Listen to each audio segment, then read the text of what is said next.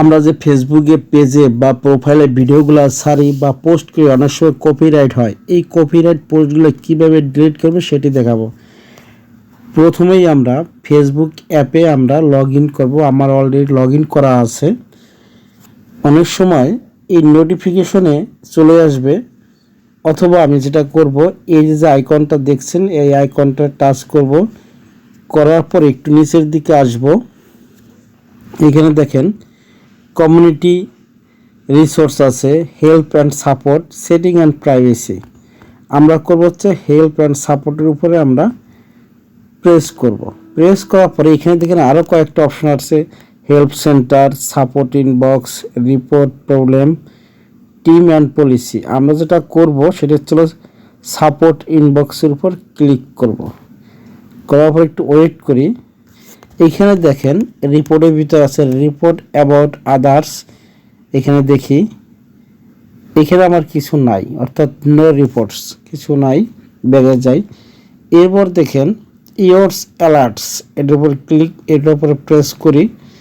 করার পরে একটু ওয়েট করি।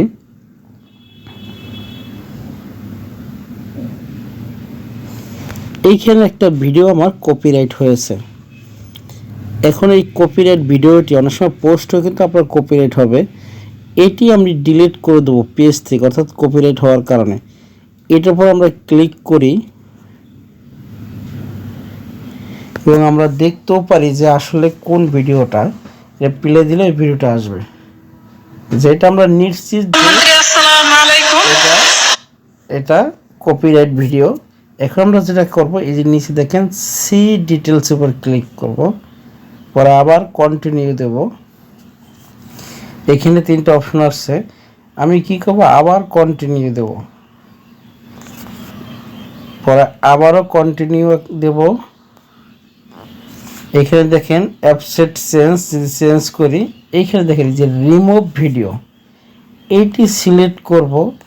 আমি ভিডিওটি রিমুভ করে দিতে চাচ্ছি। আসলে এটা কপিরাইট ভিডিও, এটা পেজে থাকলে বা আপনার প্রোফাইলে থাকলে আপনার মনিটাইজ পেতে সমস্যা হবে।